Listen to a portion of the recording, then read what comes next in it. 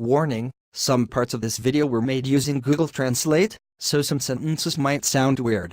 Fortunately, this time I was able to find photos of both pilots involved in this crash. Also, Plotagon currently has only one Russian voice, which I don't own at the moment. As a result, I had to record my own voice. The following video is dedicated to the 125 people who were killed in the crash of S7 Airlines Flight 778, the 78 survivors, and their friends and families.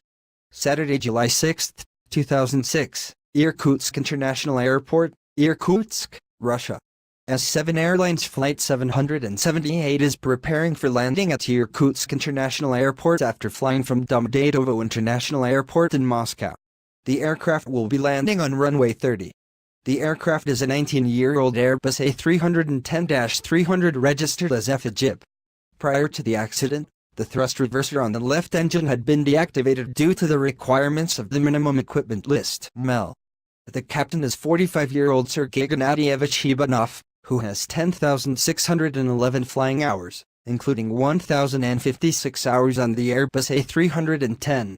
The first officer is 48-year-old Vladimir Grigorievich Chernaik, who has 9,971 flying hours, including 158 hours on the Airbus A310. Captain Shibanov is the pilot flying, while First Officer Chernaik is the pilot not flying/pilot monitoring. There are 203 people on board, 195 passengers and 8 crew members. Sibir 778, descend 5700. Sibir 778, descend 5700. I didn't switch it over. It's night and we're not getting enough sleep. They gave India Papa on one scheme, India Romeo on the other. Blah. What do you have? India Romeo. And they're in Russian, alright. This is not India Papa, but I in Re.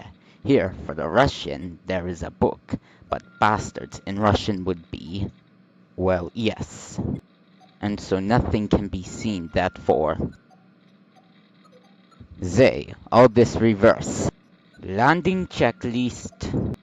1 mile to go. Oh, in the sense of 1 mile. No, landing checklist. Landing checklist. The crew goes over the landing checklist. Landing checklist completed. So little beat to the left. Sibir 778 descending, landing gear down, ready for landing. Sibir 778 landing authorized. On the course. So in height we go, removing 4 miles. Fine.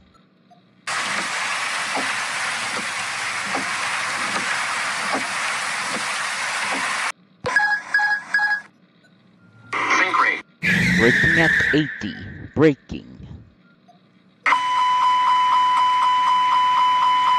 Sibir 778 landing. Sibir 778 landing at 44 minutes. Take left by taxiway number 6. What's wrong? RPMs increasing. Speed increasing. Reverse once again. We roll out. Why? I don't know. Oh my! Shut down the engines! The aircraft then overshoots the runway and starts running along the ground. The cockpit voice recorder, CVR, records a change in background noise, and then S7 Airlines Flight 778 strikes a concrete barrier and crashes into a garage complex at the end of runway 30 at Irkutsk International Airport. The aircraft explodes on impact, causing a post-crash fire, and is destroyed. The CVR records the sound of the impact and then stops recording.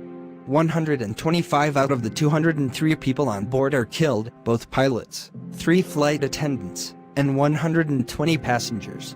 78 people survive, 3 flight attendants and 75 passengers, with 63 of them sustaining injuries. No one on the ground is killed or injured. It was initially thought that the aircraft's brakes had malfunctioned, but investigators from Russia's Interstate Aviation Committee determined that the cause of the crash was actually pilot error. Captain Shibanov had deployed the thrust reverser on the right engine as required, however, at the same time, He accidentally caused the left engine to switch into takeoff/go-around mode, TOGA. This was due to the thrust levers being in different positions.